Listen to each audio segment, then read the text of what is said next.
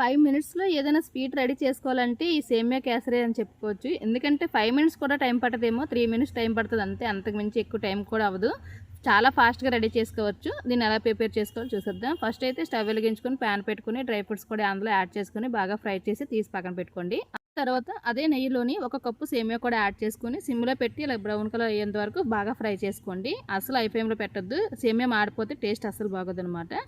ఆ తర్వాత ఇలా ఫ్రై అయిపోయిన సేమియా మొత్తం తీసి పక్కన పెట్టేసుకొని అదే ప్యాన్లోని ఏ కప్పుతో అయితే మనం సేమియా తీసుకున్నామో ఆ కప్పుతో 3 కప్పులు వాటర్ యాడ్ చేసి వాటర్ బాయిల్ అయిపోయిన తర్వాత సేమియా కూడా అందులో యాడ్ చేసుకొని మూత పెట్టుకొని 2 నిమిషాల పాటు కుక్ చేసుకోండి. ఇలాగ సేమియా మొత్తం కుక్ అయిపోయిన తర్వాత ఏ కప్పుతో అయితే సేమియా తీసుకున్నామో ఆ కప్పుతో నేను హాఫ్ కప్ అయితే యాడ్ చేశాను షుగర్, అంతే. అంతకు మించి ఎక్కువ యాడ్ చేయలేదు. మీకు చూపించిందంతే అందులో యాడ్ చేయలేదనమాట. ఇలాగ షుగర్ మెల్ట్ అయిపోయిన వరకు బాగా కలుపుకోవాలి. ఇలా షుగర్ మెల్ట్ అయిపోయి సేమియా షుగర్ 2 బాగా కుక్ అవ్వాలి. ఆ తర్వాత ఇలాగ డ్రై ఫ్రూట్స్ కూడా ఫ్రై చేసుకున్నాం కదా, అది కూడా యాడ్ చేసుకొని కొంచెం ఇలాచీ పౌడర్ టేస్ట్ కోసం చిటికెడంతా సాల్ట్ కూడా యాడ్ చేసి బాగా మిక్స్ చేసుకోవాలి. అంతేనండి. చాలా టేస్టీగా ఉంటుంది.